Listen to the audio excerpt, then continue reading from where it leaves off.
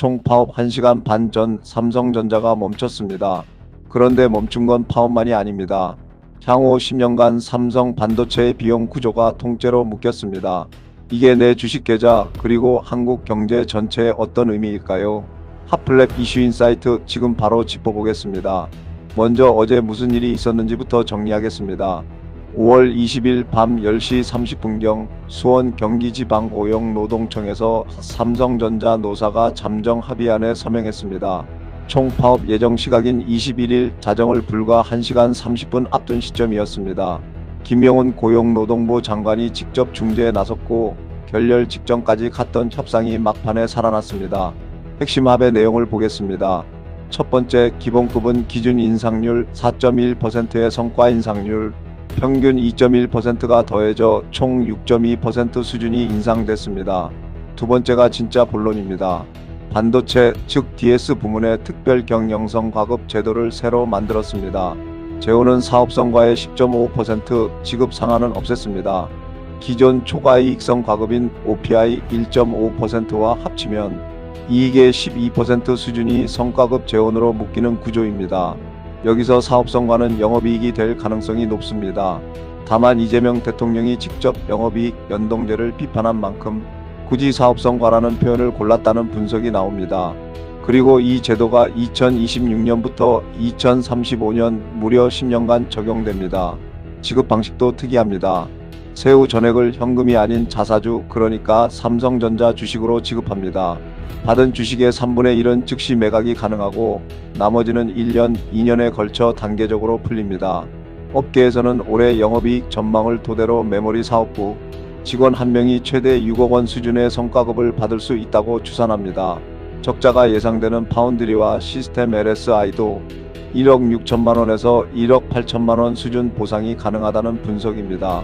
다만 적자 사업부 페널티는 1년 유예에서 2027년분부터 공통 지급액의 60%만 받게 됩니다. 자, 시장은 어떻게 봤을까요? 답은 명확합니다. 안도 랠리입니다.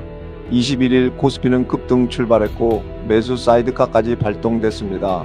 삼성전자가 파업에 들어갔다면 최대 100조 원대 손실과 글로벌 공급망 훼손까지 거론됐던 시나리오가 통째로 사라졌기 때문입니다.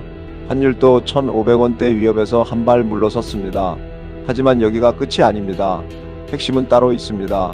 언론이 이번 합의를 두고 10년짜리 청구서라고 부르는 이유입니다. 반도체는 3년에서 5년 주기로 호황과 불황이 반복되는 사이클 산업입니다. 그런데 이익의 10.5%를 10년간 고정 재원으로 묶어두면 불황기에도 이 비용은 쉽게 줄지 않습니다. 차세대 공정인 HBM이나 이 나노 파운드리에 즉시 재투자해야 할 돈이 그만큼 압박을 받는다는 뜻입니다. 이게 내 주식 계좌에는 어떤 의미일까요? 호황기에는 자사주 발행으로 주당 가치가 희석되고 불황기에는 투자 여력이 줄어드는 양쪽 압박이 동시에 걸린다는 뜻입니다. 저는 이번 합의를 이렇게 봅니다. 단기적으로는 명백한 윈윈입니다. 직원은 보상을 얻고 회사는 셧다운을 막았고 자사주 지급으로 현금 유출도 통제했습니다. 미국 빅테크의 RSU 방식과 유사해 직원과 주주의 이해관계가 일치되는 장점도 있습니다. 다만 중장기 리스크는 분명합니다. 첫째, 호황기 자사주 발행이 EPS 희석으로 이어질 수 있습니다. 둘째, 다른 대기업 노조가 삼성처럼 10년 약정을 요구하는 도미노가 시작될 수 있습니다. 이번 합의가 한국 대기업 전체의 비용 구조, 투자 구조, 그리고 주주와 직원의 관계 자체를 바꾸는 시발점이 될 수 있다는 뜻입니다. 셋째, 이재명 대통령이 직접 영업이익 연동제를 비판한 만큼 정치적 논란도 끝나지 않았습니다. 홍준표 전 시장의 정도껏 하라는 발언도 같은 맥락입니다. 틀릴 수 있습니다. 단 2027년에 비메모리 적자가 개선되지 않고도 성과급이 그대로 지급된다면 그때부터 진짜 구조 문제가 드러날 겁니다.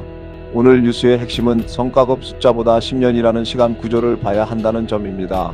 도움이 되셨다면 구독과 좋아요 부탁드리며 지금까지 핫플랩 이슈 인사이트였습니다. 감사합니다.